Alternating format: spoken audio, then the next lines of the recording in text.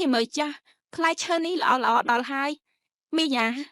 tu ren 1 គីឡូ khai ប៉ុន្មាន ដែរ មីង ចាក្មួយ1 គីឡូ គឺ 25,000 រៀលណា ក្មួយ ហើយចុះក្មួយយកប៉ុន្មាន គីឡូ ដែរអា បើយកច្រើនណា មីងលក់ឲ្យតែ 180 ទេ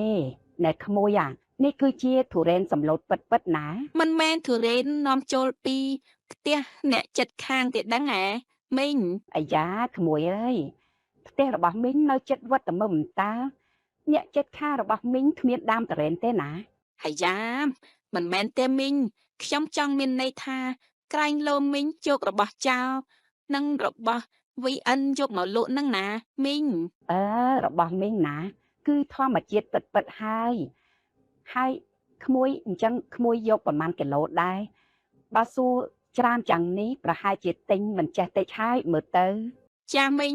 អញ្ចឹងយក 2 គីឡូ មកតែខ្ញុំសួរគឺខ្ញុំទិញហើយកុំនិយាយច្រើនពេក រឿងមេម៉ាយលងស្នេហ៍និស្សិតលេលើនៅក្នុងផ្ទះមួយមានប្តីប្រពន្ធ 2 នាក់ស្រឡាញ់គ្នាខ្លាំងណាស់រស់នៅយ៉ាងមានសុភមង្គលនៅក្នុងគ្រួសារថ្ងៃមួយពិសិដ្ឋបានត្រឡប់មកពីធ្វើការវិញ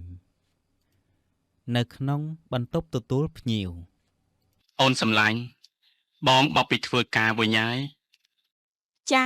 បងសំឡាញ់បងមកពីធ្វើការបែបនេះបង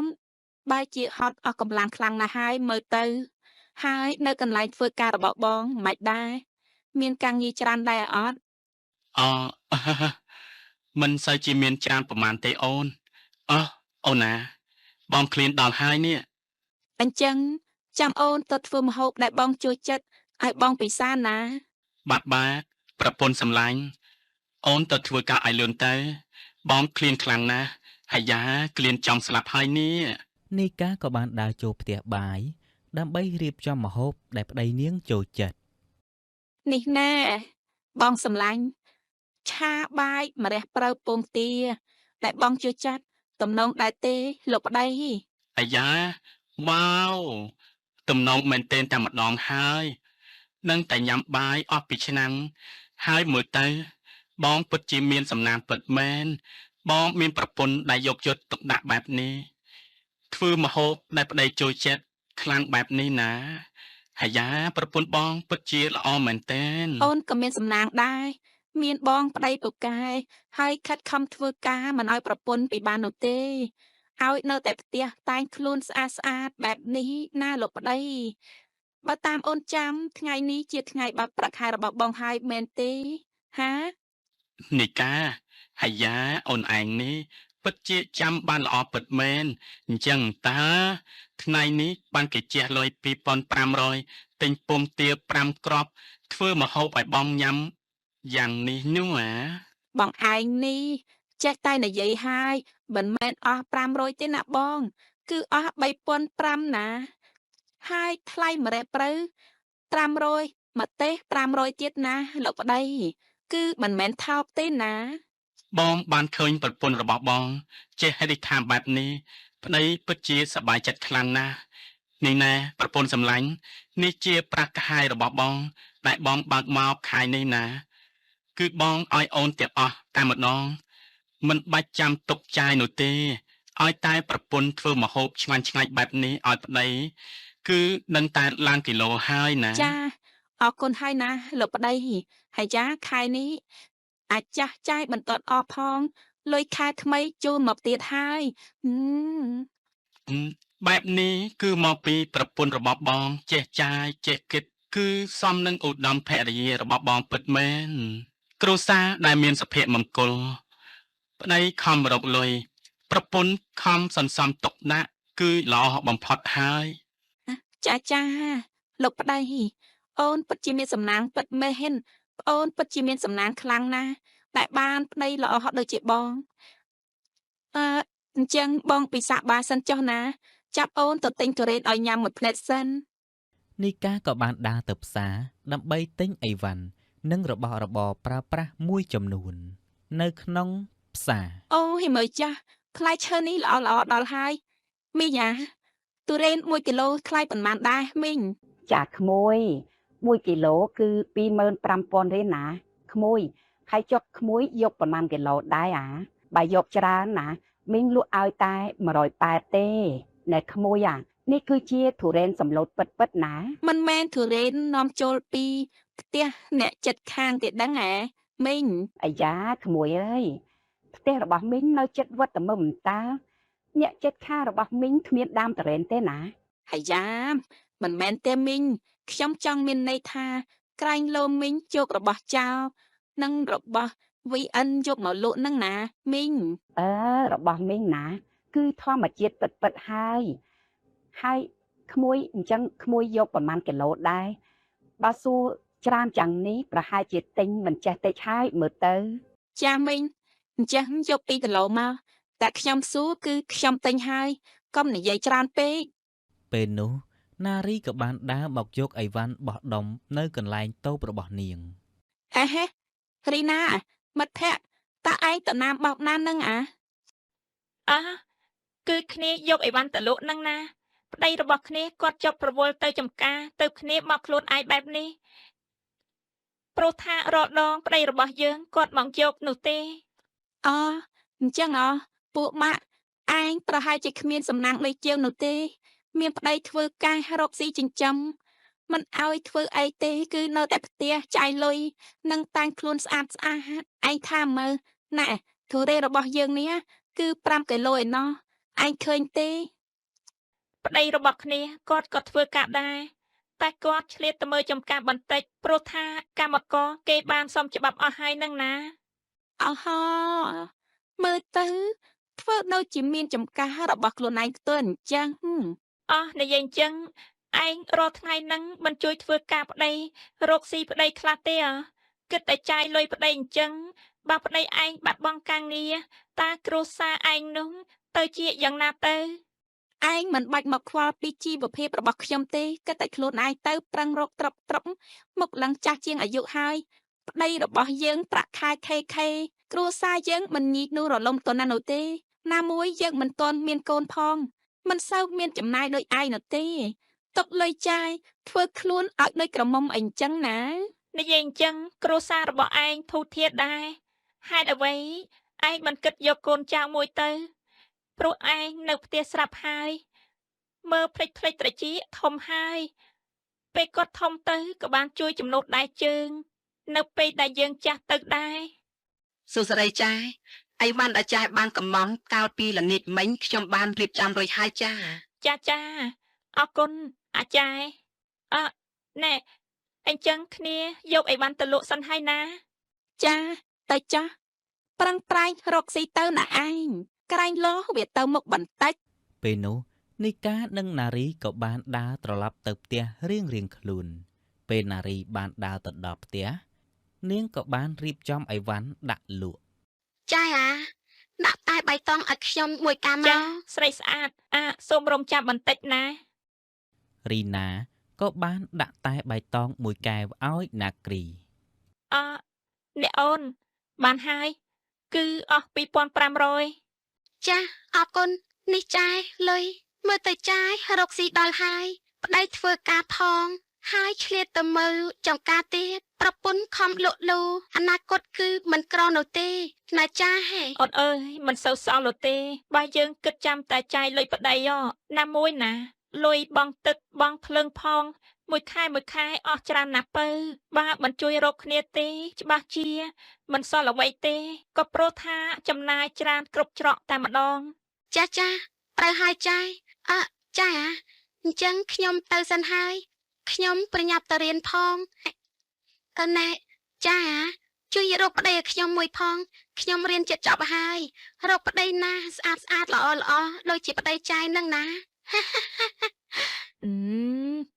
ខំតរៀនទៅអូនគឺមិនខ្វះអ្នកចង់បានអូនទេ ចាខ្ញុំនិយាយលេងនោះទេ ហើយខ្ញុំចេះតែថាទៅខ្ញុំមិនយកប្តីណាទេយកមកធ្វើអីឆ្លោះគ្នាព្រឹកឆ្លោះល្ងាចដូចជាមិនវាចម្រើនអីផងនៅម្នាក់ឯងស្រួលចិត្តជាងចង់ដើរហាទៅណាក៏បានគ្មានអ្នកណាថាឲ្យគ្មានអ្នកណាចាំឆ្លោះគ្មានចំពាក់អ្នកណាមួយរៀល នៅពេលណាគ្រីដើរតាមផ្លូវទៅសាលាពេលនោះ ពិសិដ្ឋក៏បានជិះម៉ូតូយ៉ាងលឿនហើយសាចទឹកដាក់ណាគ្រីពេលនោះណាគ្រីខឹងខ្លាំងណាស់ក៏បានស្រែកជេរពិសិដ្ឋថា យីអាចចង្រៃចុះជិះម៉ូតូភ្លេភ្លេយ៉ាងនេះមានបានបើកបរអត់នឹងហើយចាហា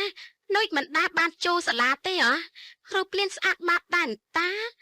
តែចរិតនេះគឺមិនស្អាតដូចរូបរាងទាល់តែសោះ នេះយើងគិតតែជេរខ្ញុំប្រើបែបនេះមិនគិតឲ្យខ្ញុំបាននិយាយពាក្យសុំទោសទៅកាន់អ្នកនាងបន្តិចទេមកយើងនឹងជានិស្សិតឬក៏ជាតារារ៉េបប្រចាំប្រទេសនឹងណា ណែពូចាស់ហើយពូទៅវត្តទៅនៅជិះម៉ូតូធ្វើដោយស្ទាវនៅដល់ពេលណាទេអាយ៉ាយ៉ាប់មេតហ្មងហើយនៅបំពល់សង្គមខ្លាំងម៉ែ បាទក្មួយឲ្យពូសុំទោសណាដែលធ្វើឲ្យសម្លៀកបំពាក់របស់ក្មួយប្រឡាក់បែបនេះហើយក្មួយនៅក្មេងអញ្ចឹងមិនកូនណាញ៉ាតដាក់មនុស្សចាស់នោះទេគឺវាបាបតាំងដឹងទេក្មេងតូច អាយ៉ាហាពូអើយពូ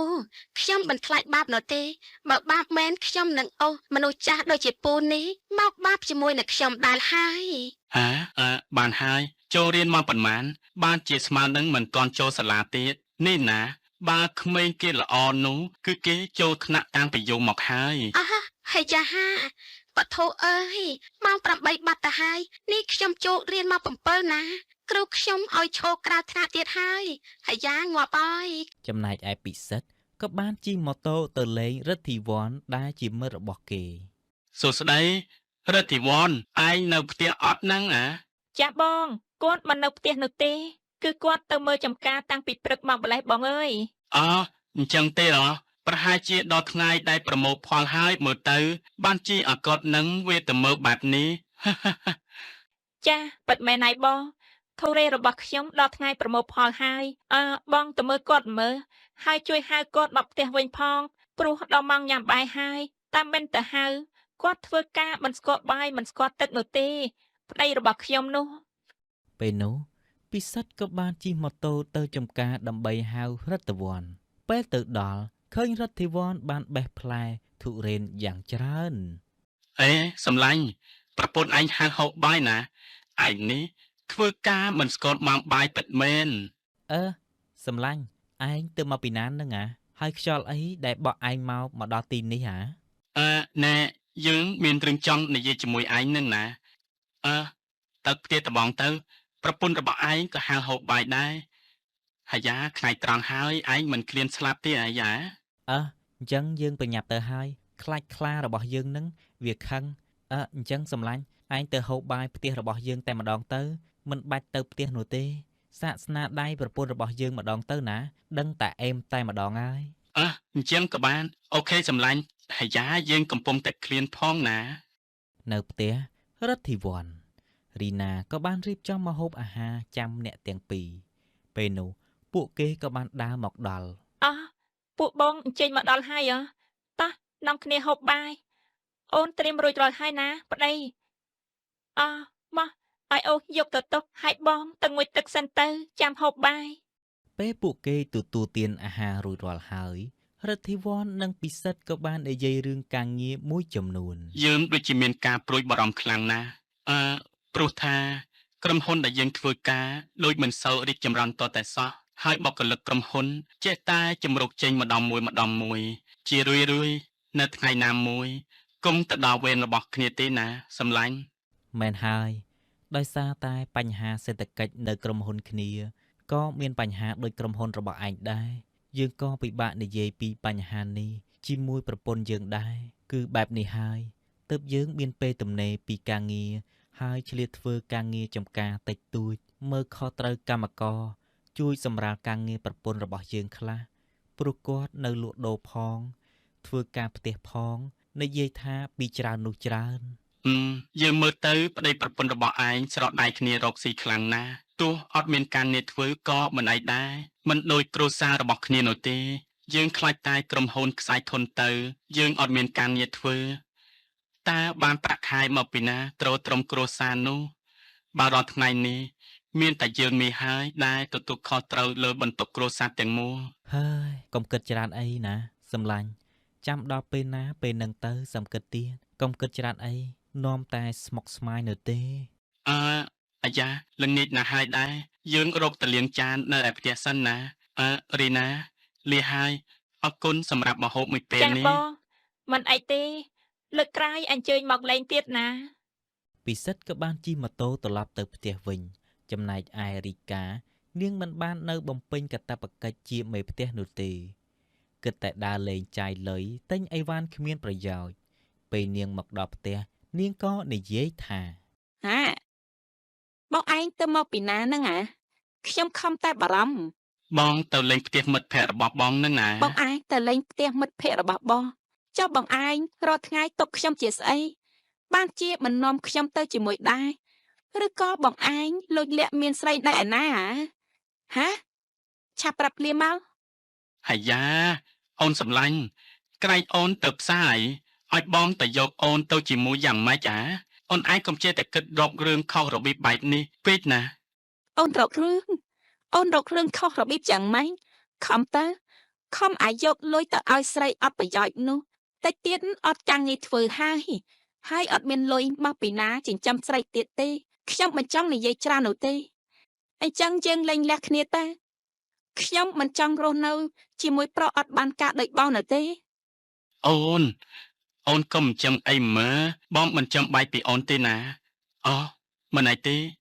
អូនខឹងតែមួយឆាវបានហើយគឺខឹងតែមួយឆាវលែងអីវិញហើយតើមែនទេ ពេលនោះនីកាក៏បានដើរចាក់ចេញទៅពិសិដ្ឋក៏បានបារម្ភពីនីកាជាខ្លាំងរួចក៏បានដើរទៅតាមពីក្រោយនាងតែនីកានាងមិនបានដឹងឡើយតែពេលទៅដល់ពិសិដ្ឋក៏បានជួបរឿងមួយដែលនឹកស្មានមិនដល់ បងថ្ងៃនេះយើងទៅណាទៅសន្តាគារល្អទេអូនដូចជានឹកបងណា សន្តាគារផ្កាយ5តើមែនទេបងក៏នឹកអូនខ្លាំងដូចគ្នាណាអូនសម្លាញ់ ចាបងសម្លាញ់ ណែអូនមិនក៏ធ្វើបែបនេះដាក់បងបងខំស្រឡាញ់បារម្ភយកចិត្តទុកដាក់លុយក៏បងឲ្យចាយមិនខ្វះដែរតែចុងក្រោយអូនធ្វើបែបនេះតើមែនទេហ៎ ខ្ញុំធ្វើបែបនេះយ៉ាងម៉េចទោះធ្វើល្អយ៉ាងណាក៏គ្មានប្រយោជន៍ដែរបើមនុស្សអស់ចិត្តស្រឡាញ់ហើយបែកគ្នាទៅប្រអត់បានការ បានអូនទៅចោះបើគិតថាគេល្អបងនឹងដោះលែងអូន ដោះលែងខ្ញុំហើយចាក់ចេញពីខ្ញុំតែសម្បកខ្លួនបានហើយគ្រប់យ៉ាងគឺជារបស់ខ្ញុំទាំងអស់ ចំបានណាស់ណោមិនចេះខ្មាស់ទៀនបានអូនយកចោះហើយសូមឲ្យអស់កម្មពេលជាមួយនឹងគ្នាចាប់ពីពេលនេះតទៅ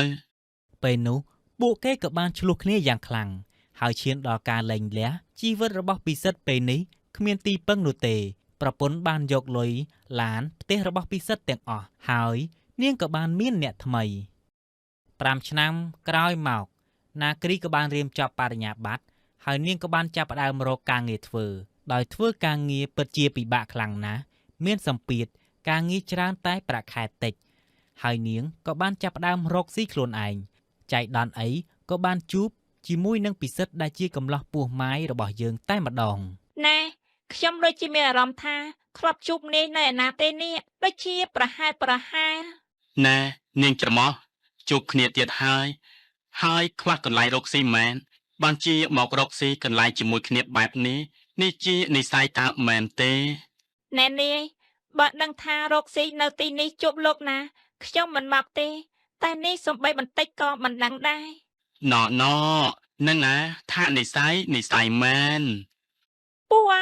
ទិញកាហ្វេ2កែវពួកឯងនេះគិតតែញ៉ាយគ្នាទៅមិនបាញ់លក់ដូរទេ ចែ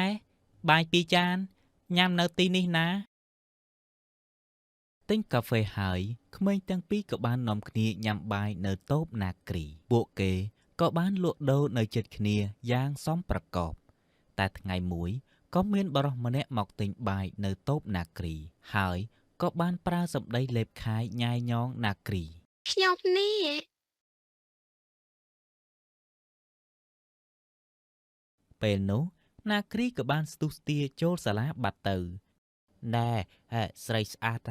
ហើយលក់បាយដាច់អត់ទៅ ដាច់តាលោកមិនចង់តន់ផងលោកញ៉ាំបាយអ្វីដែរ បើលក់ដាច់អញ្ចឹងរកអ្នកជួយលក់ម្នាក់ទៅយករូបរាងសង្ហាដូចជាខ្ញុំអញ្ចឹងអីណាណា ណែលោកមកទិញបាយឬក៏មកធ្វើការងារកន្លែងខ្ញុំនេះណាមិនរិលបុកកលិតទេមកខុសកន្លែងហើយ អាយ៉ា មិនរើសក៏មិនអីដែរខ្ញុំនេះណាគឺមកដោយស្ម័គ្រចិត្តតែម្ដងគឺធ្វើការនៅក្នុងបេះដូងអូនតែម្ដងណាហើយមិនបាច់ចាំគិតលុយគិតកាក់អីទេតាសំខាន់គឺឲ្យតែបងបាននៅចិត្តអូន ណែអាអូនខ្ញុំលេងគួសមហើយណាឯងនេះនៅក្មេងទេមកបបិទ្ធបបតយាយញងចាផងណាឯងប្រយ័ត្នក្បាលមកវិឆាននេះទៅឆាប់ចេញទៅចេញពីទីនេះភ្លាមទៅអាពើចេញទៅ ពេលនោះពេលឃើញមានគេមកញ៉ាយញងណាគ្រីបែបនេះពិសិដ្ឋក៏គេមិនសុខចិត្តហើយក៏ប្រច័ណ្ឌយ៉ាងខ្លាំង អាអូនឯងមករកការងារធ្វើតើមែនទេមកនេះមកចាំពូឲ្យក្មួយណាឯងមកនៅក្រោមជើងរបស់យើងមកហើយឈរធ្វើជាបាងសាក់ឲ្យយើងវាយលេងពេលយើងទំនេរពីការងាររបស់យើងណាឯងធ្វើទេមកធ្វើការនៅក្នុងបេះដូងរបស់ពូមកអាក្ លុ មេ យ ង ពិសិដ្ឋនិយាយបែបនេះក្មេងម្នាក់នោះក៏បានរត់បាត់ទៅ ណែក្មេងជាងល្អមានប្រាប់ក្មេងមកញ៉ាយញងបែបនេះសប្បាយចិត្តខ្លាំងណាស់ណហើយនៅស្ងៀមឲ្យគេញ៉ាយតែម្ដងណា ណែពូនិយាយអញ្ចឹងខ្ញុំនៅស្ងៀមយ៉ាងម៉េចមើលត្រង់ណាថាខ្ញុំនៅស្ងៀមនោះអា យីនាងច្រមុះហើយខ្ញុំពូទៀតខ្ញុំបានទៅយកមីងរបស់ក្មួយមកធ្វើប្រពន្ធពីអង្កៅណាមកកា មិនបានយកមីងខ្ញុំធ្វើជាប្រពន្ធទេតែមិននេះណាខ្ញុំឃើញហៅគេនោះថាក្មួយទៅខ្ញុំហៅពូដែរទៅខ្ញុំនៅក្មេងហៅពូមិនបានទេមែនឬក៏ពូនេះនៅក្មេងដែរឬក៏យ៉ាងម៉េច យើនឿខ្លាំងណាស់ខ្ញុំអាយុច្រើនតែខ្ញុំមិនចាស់នោះទេនៅក្មេងដែរតើអាចញ៉ាយក្មេងតូចដូចជានាងបានណាប្រយ័ត្នបាក់ចិត្តស្រឡាញ់ខ្ញុំមិនដឹងខ្លួនទៅនាងច្រមុះតែខ្ញុំញ៉ាយបានខ្ញុំនឹងឲ្យចាស់ទុំទៅដណ្ដឹងធ្វើជាប្រពន្ធរបស់ខ្ញុំហើយ ហើយកំគិតច្រើនពេកព្រួយពូញ៉ាយខ្ញុំឲ្យបានសិនទៅតែខ្ញុំមិនងាយថាស្រឡាញ់អ្នកណាងាយនោះទេ ពេលនោះរីណានិងរិទ្ធិវត្តក៏បាននាំគ្នានិយាយថាមើលចាស់អូនពីរអ្នកនេះញ៉ាយគ្នាបែបនេះសង្ស័យតែស្រឡាញ់គ្នាទេដឹង មើលទៅដូចគ្នាភ្លើងស្នេហ៍ចាប់ផ្ដើមឆេះឡើងបន្តិចម្ដងហើយបងហើយណាមួយណាពីរអ្នកនេះមើលទៅក៏ស្អាមគ្នាដែរបង មកយ៉ាំបាយជាមួយខ្ញុំអត់ ហាមិនឥឡូវប្លែកម៉េះហើយខ្ញុំបងទៀតអាយ៉ាលើឈាមខ្ញុំស្លាប់ហើយយ៉ាងម៉េចឥឡូវខ្លាកាត់ចង្កងហើយតើមែនទេ ហើយបងនិយាយសួរនំខ្ញុំច្រើនណាស់ញ៉ាំអត់បើមិនញ៉ាំទេខ្ញុំញ៉ាំអស់ឥឡូវហើយ បាទញ៉ាំតាហើយយ៉ាមិនងាយបានញ៉ាំបាយណាគ្រីទេ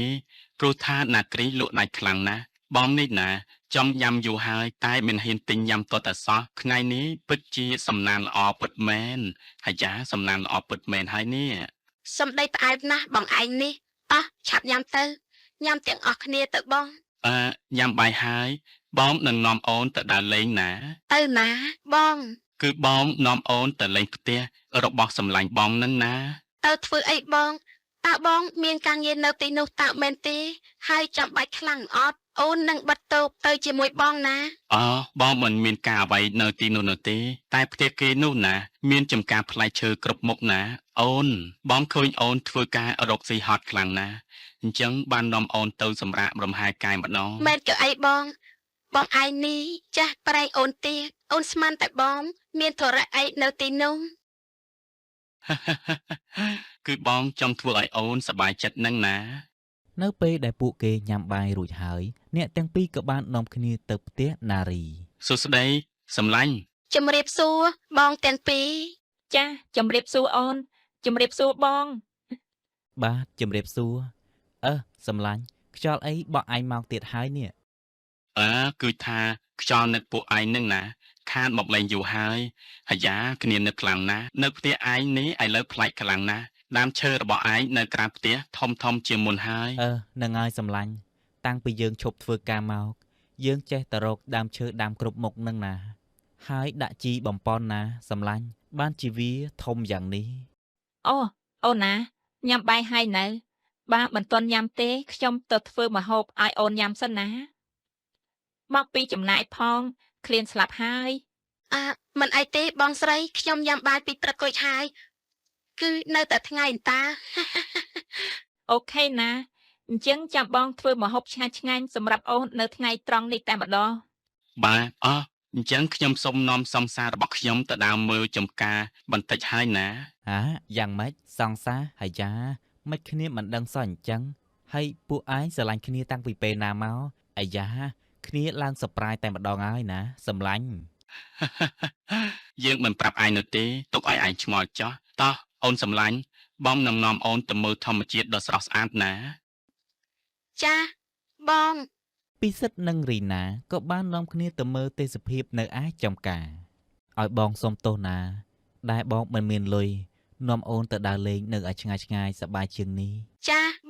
បងកុំនិយាយអញ្ចឹងអីនេះបងកំពុងតែនាំអូនមកកន្លែងស្អាតហើយអញ្តាហើយ fresh បែបនេះអូនចូលចិត្តអញ្តាបង តែអូនទ្រាំបន្តិចទៅណាបងនឹងខំរកលុយឲ្យមានបានហើយធ្វើឲ្យអូនមានសុភមង្គលពេញមួយជីវិត ចៃដន្យអីនៅឯណាននោះឡាននីកានិងវិបុលដែលជាប្តីរបស់នាងអស់សាំងនៅក្បែរចំការធុរេនតែម្ដង ហើយយ៉ាហាចង្រៃអីក៏ចង្រៃម្លេះបើជាអស់សាំងនៅកណ្ដាលព្រៃបែបនេះហ៊ី ពិតមែនហើយអូនសម្លាញ់ពិតជាសួយមែនតែន អូអតីតប្តីចោលមកសៀតរបស់ខ្ញុំតានេះ យើងបានលែងគ្នាយូរមកហើយអ្នកឯងគ្មានសិទ្ធិមកនិយាយមើងងាយខ្ញុំបែបនេះទេណា បែកគ្នាយូរណាស់ដែរតែដូចជាមិនឃើញទៅណាសោះហើយចាក្រនៅតែក្រដដែលអូនេះមែនដែលជាសហាយដែលបងលួចលាក់តាក់តងនោះអាមើលទៅក្មេងខ្លាំងណាស់អូនប្រហែលជាលួចម៉ែមកជួបប្រុសហើយមើលទៅបោះហង ណែកាន់តែជ្រុលហើយណាអ្នកនាងមាក់ងាយតែខ្ញុំបានហើយតែក៏មើងងាយមនុស្សដែលខ្ញុំស្រឡាញ់ឲ្យសោះណាគឺមិនបាននោះទេប្រយ័ត្នខ្ញុំមិនគួរសមជាមួយអ្នកនាងណា បើខ្ញុំមើងងាយវាchẳngម៉េចចា វាគ្មានយ៉ាងម៉េចនេះទេតែគ្រាន់ថាមនុស្សដូចគ្នានេះណាគឺមនុស្សដែលគ្មានចំណេះដឹង អ្នកនាងថាឲ្យខ្ញុំមិនបានចូលសាលាតើមែនទេហ៎ មិនដឹងនោះទេយកខួររបស់អ្នកទៅពិចារណាមើលទៅ បានហើយអូនកុំយកមាត់ទៅជាលក់ជាមួយមនុស្សប្រភេទនេះអីនាំតែថោកទាបដោយតែយើងនោះទេតោះអូនមិញថាជួយទៅទិញសាំងឲ្យដែរតែមើលទៅសន្តានមនុស្សនេះមិនគួរឲ្យជួយតតែសោះ កំពុងតែស្រស់ស្រាយផងឥឡូវមកជួបមនុស្សកក់ខ្វក់បែបនេះហើយយ៉ាលេងសប្បាយអស់ហើយ និយាយហើយអ្នកទាំងពីរក៏បាននាំគ្នាដើរចេញទៅ មិនជួយក៏ហីទៅពួកអាក្រោះមីក្រោះ អូនណាបានហើយនិយាយជេរគេនឹងទៅគឺតែឡានអស់សាំងនេះដឹងតែដេកក្នុងព្រៃហើយនៅផ្ទះរីណាពួកគេក៏បាននាំគ្នាញ៉ាំបាយថ្ងៃត្រង់ហើយពួកគេញ៉ាំត្រាវលាងមាត់បន្តិច មិញខ្ញុំនិងបងពិសិដ្ឋបានជួបអតីតប្រពន្ធរបស់គាត់មានដល់ហើយអ្នកបងអើយជិះសិតទៅឡានទំនើបតែខ្ញុំមិនដែលឃើញមនុស្សអីសម្ដីអាក្រក់និយាយមាក់ងាយខ្ញុំនិងបងពិសិដ្ឋដល់ហើយក ុំទៅខ្វល់ជាមួយមនុស្សប្រភេទនេះអីហើយខ្ញុំឮហើយថាពួកគេបានបែបនេះគឺបានមកពីការខុសច្បាប់នោះទេតែអូនកុំនិយាយអីណាបងឮពីគេដែរទេ មែនហើយពួកឯងគួរតែរៀបការជាមួយនឹងគ្នាឲ្យហើយទៅកុំឲ្យគេមើងងាយទៀតណាការហើយពួកឯងចាប់ដៃគ្នារកស៊ីទៅគឺគេលែងមើងងាយទៀតហើយ បាទសម្លាញ់គ្នានឹងខំសន្សំដើម្បីដណ្ដឹងអូនណាគ្រីរៀបការតាមប្រពៃណី 2 ឆ្នាំក្រោយមកពិសិដ្ឋបានសន្សំលុយរៀបការជាមួយណាគ្រីហើយចាប់ដៃគ្នារកស៊ីកាន់តែមានទៅហើយបើកហាងធំមួយលក់បាយនិងលក់កាហ្វេនិងភេសជ្ជៈផ្សេងផងដែរ សួស្ដីបងតើបងទាំងពីរញ៉ាំអ្វីដែរ ចាអូនយកបាយ2ចានហើយបាច់ឆាដូង2កែវ ចាបងសូមរងចាំបន្តិច ហានាងក្មេងនេះទៀតហាអូនាងឯងរត់តុកនៅទីនេះតើមែនទេ អេអ្នកមេហ៊ីងមិនក៏ដើរមកមើលងាយគេទៀតហើយហើយយ៉ាអត់ការងារធ្វើមែនទេអា យីគ្រាន់តែជាក្មេងរត់តុកសោះមកតមាត់ជាមួយនឹងយើងផងហ៎ចាំមើលយើងនឹងទេហៅអ្នកចាត់ការឲ្យដេញឯងចេញណា ឆាប់ទេភ្លាមទៅអ្នកមីងខ្ញុំខ្លាចណាស់នេះឆាប់ទេទៅណាខ្ញុំកំពុងតែចង់ជួបគាត់ផងហង យើងកំពុងតែទេទៅហើយលេខនេះมันអាចតាក់ទងបានទេសូមព្យាយាមម្ដងទៀតនៅពេលក្រោយហើយមិនក៏ទេមិនចូលអញ្ចឹង អ្នកមីងបើគេប្លុកលេខមីងចាល់ហើយ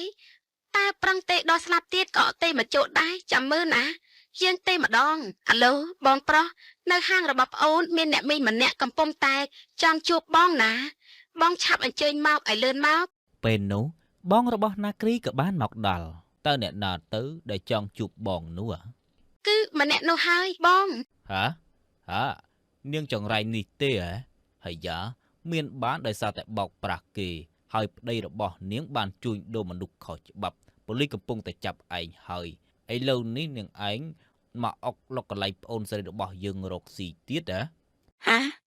នេះជាកន្លែងប្អូនស្រីរបស់បងមែនទេ ឯងនេះមើងងាយគេ